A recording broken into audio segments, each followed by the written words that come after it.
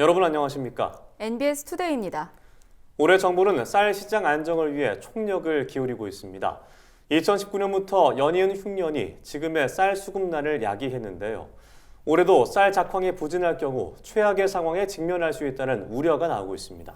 잇따른 공공비축미 방출로 정부 양곡창고 재고량이 충분치 않기 때문인데요. 농업계는 정부가 최악의 상황을 대비한 대책 마련을 고심해야 한다고 목소리를 높였습니다. 강창호 기자가 전해드립니다. 지난해 극심한 기상 악화로 최악의 흉작을 맞은 쌀 농가들. 지난해 쌀 생산량은 350만 7천 톤에 그쳤습니다. 1968년 이후 최저치입니다. 올해도 전국 곳곳에서 이상기후 조짐이 보이며 작황을 확신할 수 없는 상황입니다. 이에 흉작이 반복될 경우 쌀 시장에 혼란이 찾아올 수 있다는 우려가 조심스럽게 나오고 있습니다. 현재 가장 큰 문제는 정부 양곡 재고량이 넉넉지 않다는 점입니다. 정부가 추진 중인 쌀 수급 안정 보완 대책을 감안할 경우 2021 양곡 연도 말 기준 정부 양곡 재고량은 62만 톤 내외일 것으로 전망됩니다. 식량 안보 확보를 위해 세계 식량기구가 권장하는 양곡 재고량에 미치지 못할 것이란 우려도 나옵니다.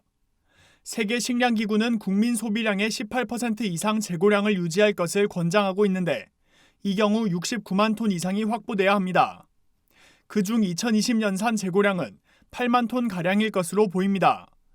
지난해 비축한 33만 2천 톤에 기방출한 산물비어 8만 톤을 제외하고 6월 중 방출되는 5만 톤과 군 공공급식 물량을 뺄 경우 8만 톤 가량이 남을 것으로 추산할 수 있습니다. 농업계에서는 정부가 중장기적인 쌀 수급 대책을 수립해야 한다고 주장합니다. 정부가 벼 재배를 억제하는 정책을 펼쳐온 점이 수급 불균형 위기를 초래했다는 겁니다. 대표적으로는 정부가 공공임대용으로 매입해 임대한 농지에서 벼 재배를 억제하고 있는 것이 꼽힙니다.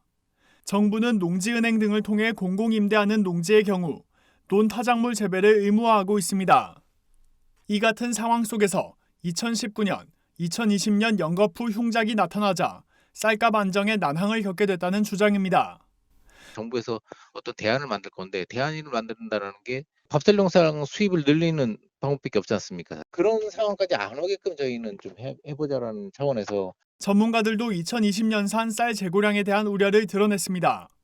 2020년산 쌀 재고량이 부족할 경우 올해 작황 부진 시 내년 단경기에 정부가 추진할 수 있는 대책의 선택지가 줄어들 수밖에 없기 때문입니다.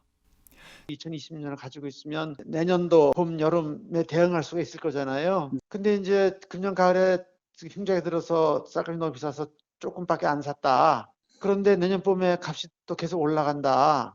내년 단경기에 정부가 대응할 수 있는 수단이 거의 없어져 버리니까. 정부 양곡 재고가 충분치 않은 상황 속에서 올해 쌀 작황이 어떨지 농업계의 관심이 집중되고 있습니다. MBS 강창호입니다.